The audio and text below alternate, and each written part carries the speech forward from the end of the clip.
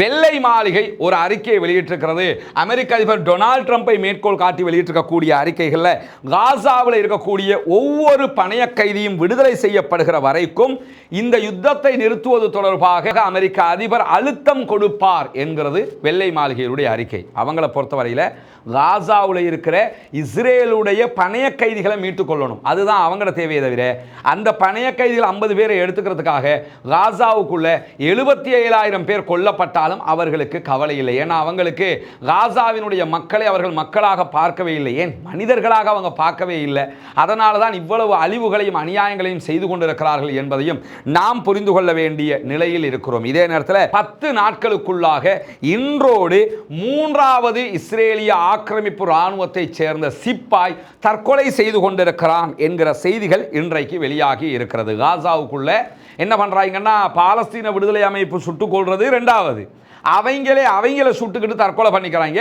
10 நாட்களுக்குள்ளாக 3 பேர் இப்படி செத்துட்டாங்க என்கிற செய்திகள் வெளியாகி இருப்பது மட்டுமல்லாமல் 2025ஆம் ஆண்டுல இதுவரைக்கும் 15 இஸ்ரேலிய சோல்ஜர்ஸ் இப்படி தற்கொலை செய்து கொண்டிருக்கிறார்கள் என்கிறது இஸ்ரேலுடைய ஹரேட்ஸ் பத்திரிகை.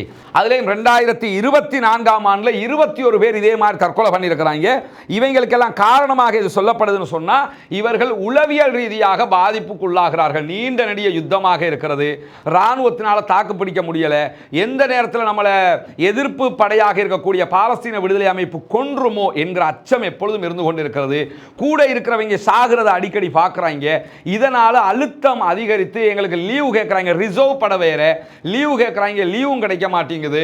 இதனால் அவர்கள் தற்கொலை செய்து கொள்கிறார்கள் என்கிறது ஹரேட்ஸ் பத்திரிகை. எனவே இஸ்ரேலிய ஆக்கிரமிப்பு இராணுவத்தை எடுத்துக்கிட்ட உலகத்திலே பெரிய இராணுவம்ங்கிறாங்க, ஆனால் தற்கொலை பண்ணி செத்து போகிற அளவுக்கு முட்டாள்களாகவும் அதே நேரத்தில் பலவீனமானவர்களாகவும் இருக்கிறார்கள் என்பதையும் நம்ம புரிந்து கொள்ள முடிகிறது. ஏன்னா இவ்வளவு பெரிய யுத்தம், இத்தனை பேரை அவர்கள் கொன்று குவிக்கிறார்கள், ஆனால் பாலஸ்தீன விடுதலை இராணுவத்தில் ஒருத்தர் கூட எங்களுக்கு யுத்தத்தை தாக்கு பிடிக்க முடியலை என்று தற்கொலை செய்து கொண்டதாக நீங்கள் பார்க்க முடியாது. எனவே அவர்கள் நாட்டுக்காக, தங்களுடைய மக்களுக்காக, தங்களுடைய உரிமையை மீட்டுக் கொள்வதற்கான ஒரு போரில் ஈடுபட்டிருக்கிறார்கள் என்கிற காரணத்தினால அவர்கள் இந்த யுத்தத்தை செவ்வனே வழிநடத்துகிறார்கள் என்பதையும் புரிந்து கொள்கிறார்.